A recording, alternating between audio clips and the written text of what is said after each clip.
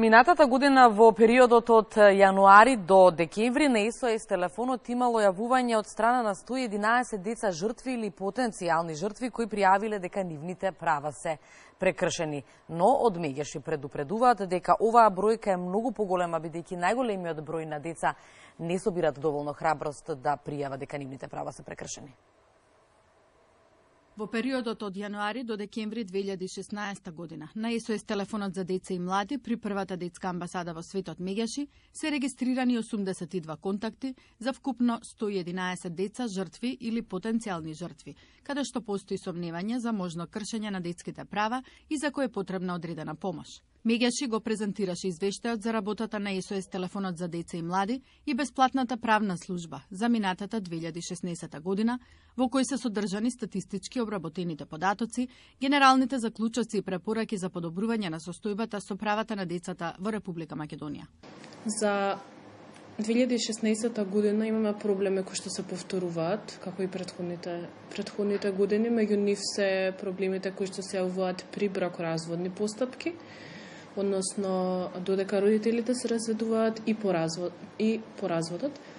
Имаме проблеми поврзани со семејно насилство, кој што е исто така категорија на проблем кој што се провлекува во текот на годините, и тоа го имаме во наудите и резултатите од претходните извештаи на СОС телефонот. Понатаму останува исто и проблемот на питачење, на злоупотреба на детскиот труд и сексуалната злоупотреба, која што исто така ја бележиме како огромен проблем и оваа година. Како алармантно и како покарактеристично може да го издвоиме тоа што од оваа година бележиме и дојави кои што се однесуваат на врсничко насилство во облик на сексуална злоупотреба, односно на полов напад малолетник врз малолетник.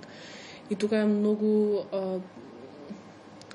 како да кажам, вистина е алармантно и тажно што во овој случај и двете деца, и сторителот и жртвата се подеднаква жртви, без разлика дали тоа станува збор за жртви на системот, жртви на семејниот систем, на училишниот систем. Тие деца, иако едниот е сторител, тоа е исто така подеднаква жртва, како и жртвата која што го претрпела тоа сексуално насилство. Имаме статистика и за бројот на деца кои што се опфатени како потенцијални жртви во овие случаи.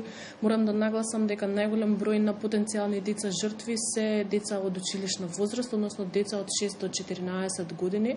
И тоа говори за фактот дека во тој период децата се обкружени со најразлични луѓе, со најразлични системи, пред се со семејниот систем, училишниот систем, врсниците и така натаму, така што припаѓаат во повеќе групи, многу е лесно детето да биде злоупотребено, па оттаму сметаме и дека можеби на тоа се должи најголемиот број на деца потенцијални жртви кои што се наоѓаат во училишна возраст. Кога станува збор за етничката припадност, имаме најмногу македонци, меѓутоа исто толков број имаме деца за чијашто етничка припадност не ја знаеме, па тоа не говори дека можеби тие деца се дел од етничката група на македонци, роми, албанци или пак други етнички групи, а додека кога станува збор за полот, немаме некоја голема разлика. Децата потенцијални жртви се исто така и машки и женски. СОС телефонот за деца и млади функционира 23 години и досега се регистрирани вкупно 20.537 повици. СОС телефонот 0800 1222 представува служба за директна помош и поддршка на децата, младите и на нивните семејства.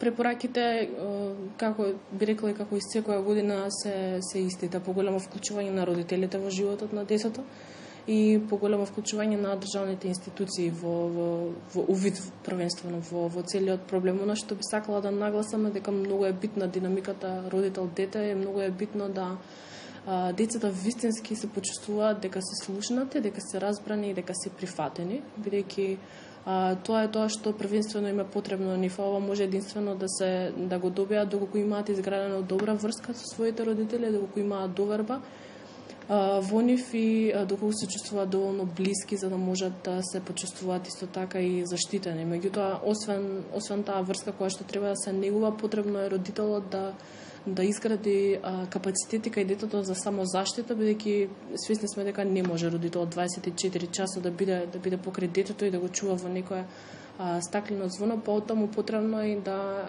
децата развијат капацитети за самозаштита, како би можеле да се заштитат во одредени ситуации каде што имаат опасности.